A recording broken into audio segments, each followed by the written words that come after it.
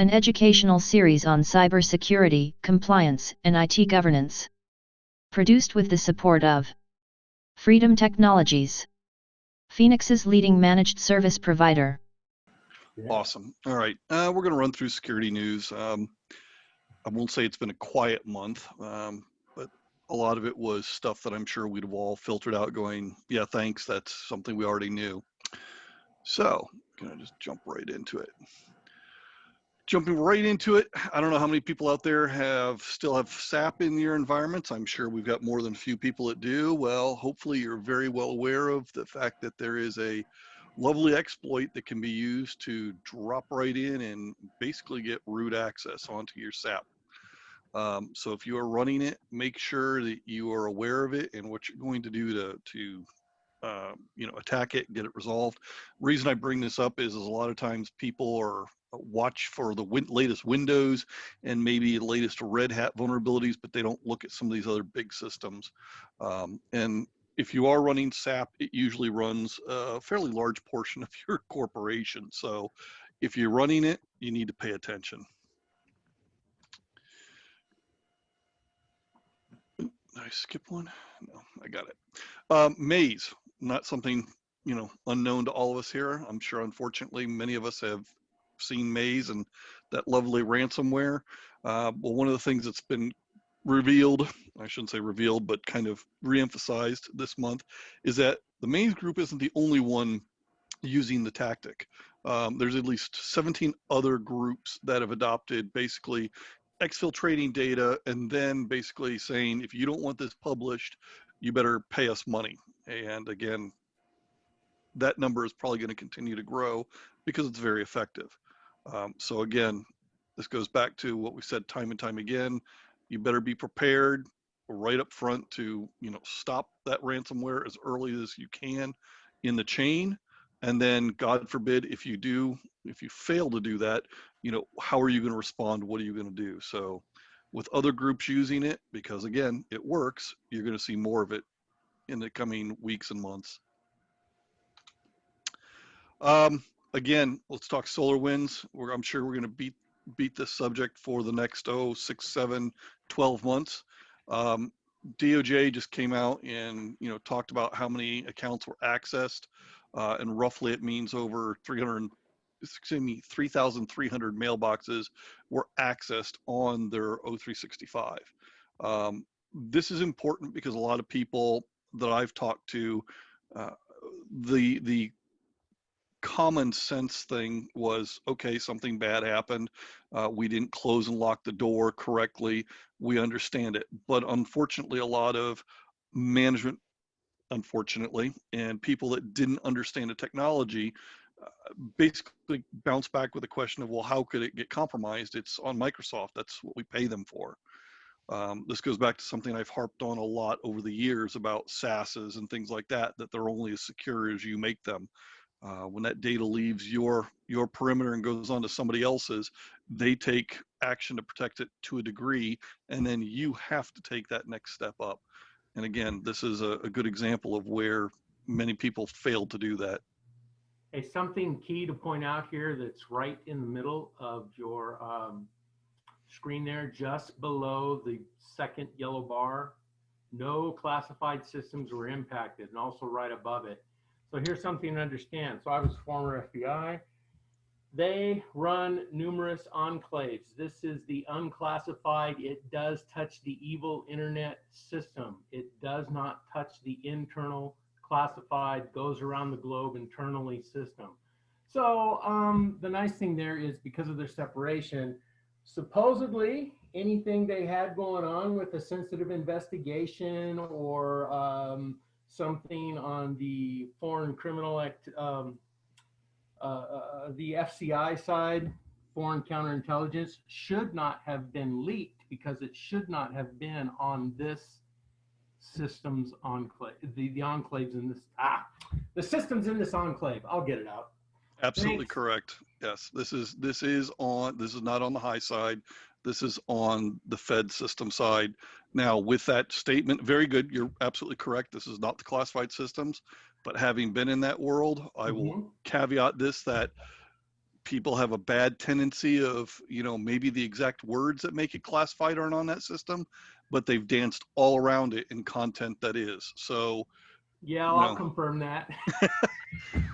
I would like to think that they're all very good, stewards of their information, but I know humans, unfortunately. So Yeah. let's hope. My fear on a lot of these that impacted the government institutions is that the attackers did glean enough information. When you have a 500-piece puzzle and one of them's classified, and you've got all 499 pieces, you can figure out what the 500th piece is. Yes. So, but we are going to keep hearing about this. It is an important thing that you pointed out, that classified nets are not involved with this. The damage, I think, though, is, and we may never know it, is how much information that maybe shouldn't have been there, or maybe was on edge, was on some of these nets. So that's going to be something that'll be hard to judge that impact for years. All right, MalwareBytes. They came out and said, yep, we got hit by, SolarWinds, and here's what happened. And they kind of gave us a little bit of information. They talked again about what happened with their O365. We're going to keep seeing that over and over again. And they did talk about some of the, Active Directory Federation services that were potentially involved in some of these things. And the bad news is once you get into some of these systems, once you backdoor one of those apps, you typically can stay there and or get into other silos in some cases. So that's a very important thing to, the tool set, and I'll even say the skill set for incident response people to respond to these types of events in the cloud was very poorly understood when this occurred. I think this year what we're going to see is we're going to see an enormous increase this year in being able to get visibility into what should I look for in the cloud. When I look at my cloud logs, regardless of whether it's AWS or Microsoft or anybody else, what should I look for? What should trigger me to actually respond and wonder if I've got just a simple security event, or is it a true incident? So I think this year we're going to see that expound quite a bit, because to be perfectly honest, to many people, it's a black box. Glook misconfigured cloud servers caused an exposure of 30 gigabytes of data. The first part I highlighted here made me giggle. Wide open server, zero encryption, no pass protection, and it was found through a simple search, which we all know what that means. Somebody used Google. So when you don't do anything to protect your data, I don't even know where to start with how to fix you. And this, I suspect, is one of those cases of, we'll fix it later, we're making money hand over fist, no one's going to want our data, it's okay moving forward. And I suspect they got surprised that somebody did really want their information. Again, another one, it wasn't just the US that gets beat up on. This one is actually down in Australia. Very large group that makes manufacturing equipment for hydraulic lifting and loading systems. They got compromised and it impacted their systems. It looks like, if you read down further, people are suspecting that it's ransomware. But it effectively looks like it has stopped their operations, all of them around the globe, because it looks like it may be affecting their ERP systems. Again, this is where I ask people, what would happen if ransomware got into your environment and ran wild for a weekend? Let's suppose worst case scenario, 3-day weekend, it ran wild. What would it get at? What could it do? And it's interesting talking to people and saying, well, what kind of tiers do you have? What kind of internal partitions do you have to keep some systems from talking to each other? And even today, what I find is a lot of people, they've got this lovely, hard, crunchy outer shell, but once you get past it, it's an entirely flat, wide open plane with nothing stopping them from moving from point A to point B. So, this should be another warning if you're included in that group where you don't have those partitions, you don't have those barriers, you're not taking that data that's sensitive and moving it into a more limited access area. It's something you need to pay attention to before you're the next victim. Again, we talked about SolarWinds. Lots of victims have started coming forward in the security, and I wanted to include this to show you it wasn't just, you know, the one that everyone talks about was FireEye, but you've got CrowdStrike. We talked about MalwareBytes, Palo Alto, Fidelis, Qualys. A lot of these I find it interesting. You know, it was isolated to the test environment, not running in production, limiting the impact. Again, I go back to the question or the comment I just made about partitioning. You know, some of these test environments, these non-production environments, that's pretty words for a news article, but what does that really mean? We all know that if you don't put up the right barriers, you can simply move through some of these things and there could be a bigger impact. So I would not be surprised if we see some of these security vendors telling us later down the road, because remember, this is going to continually evolve for a while, telling us that, hey, we do have an issue, or by the way, if you're running this version, you need to also look for things. It would not surprise me whatsoever. Again, looking at a lot of times when I talk to people about Sunburst, I told you there's going to be a lot about Sunburst today. A lot of people think that it was just the US government got hit. That's not true at all. Most of the victims, a third of the victims were industrial and manufacturing. And it's not just the US, it's other countries that were impacted. And you can see the list, you know, under that highlighted area here.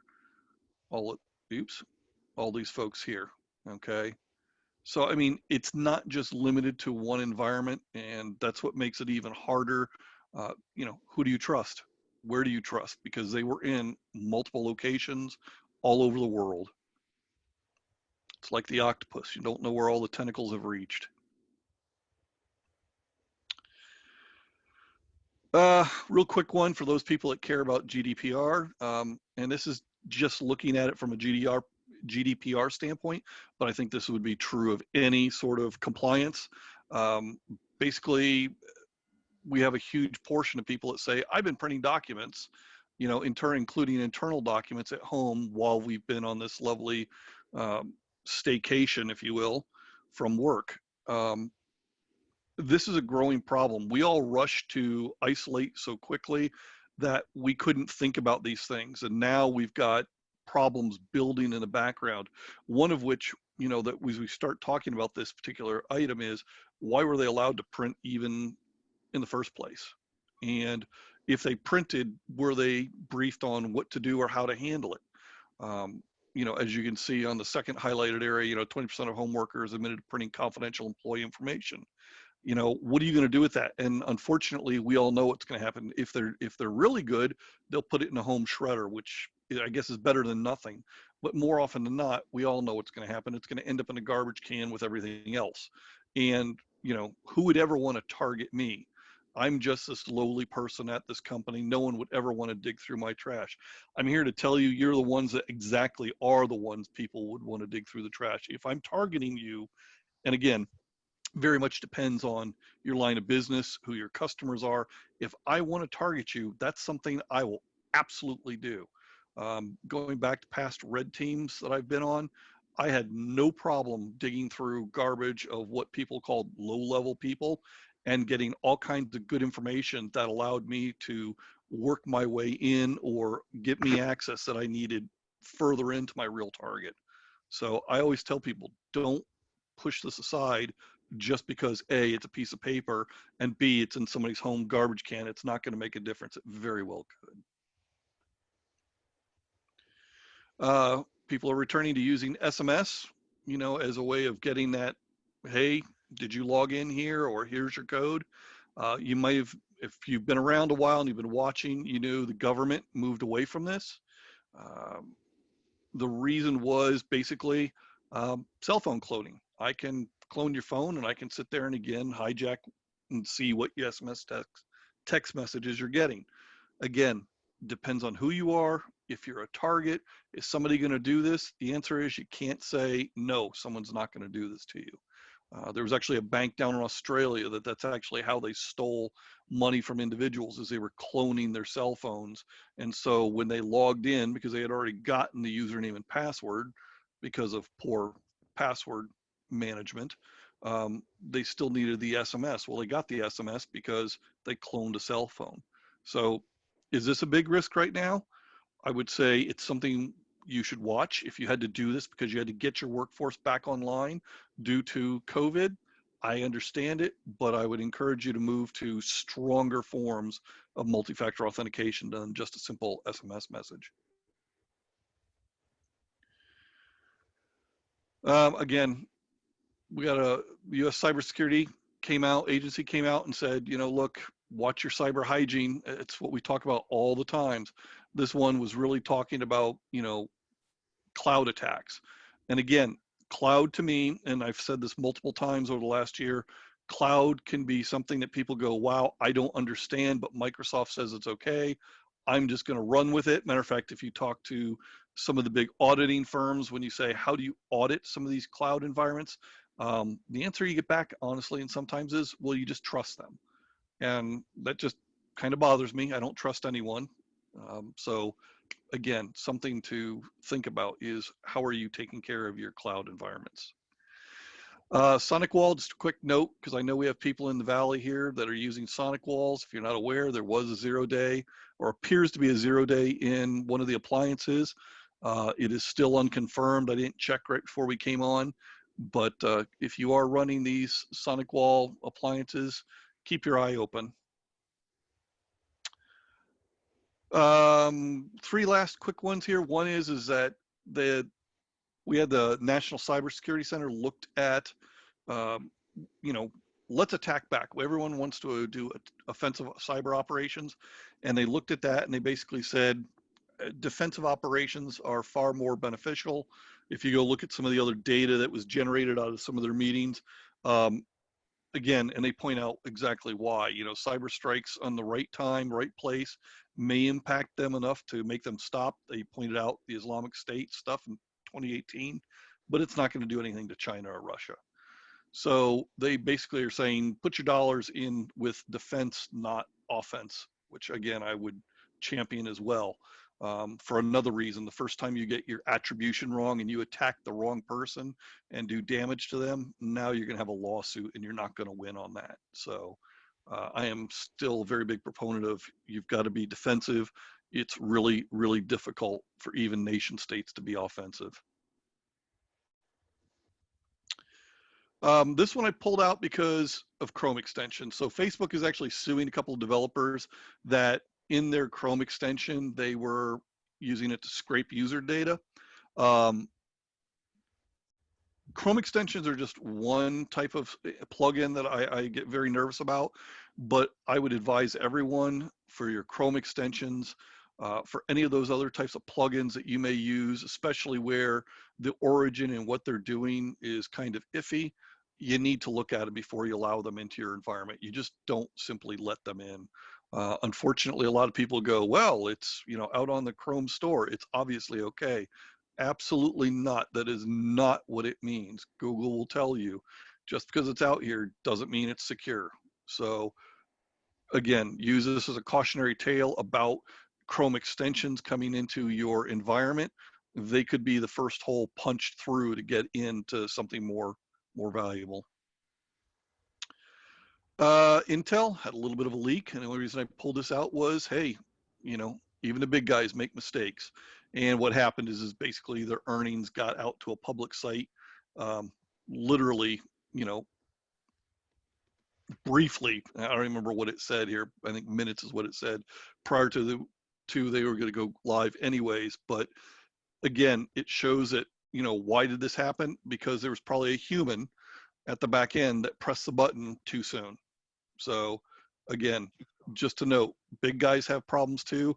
And again, I wouldn't be surprised if this was human related. My little thing on quantum, we could have a whole discussion on this, how, their new solution is quantum resistant.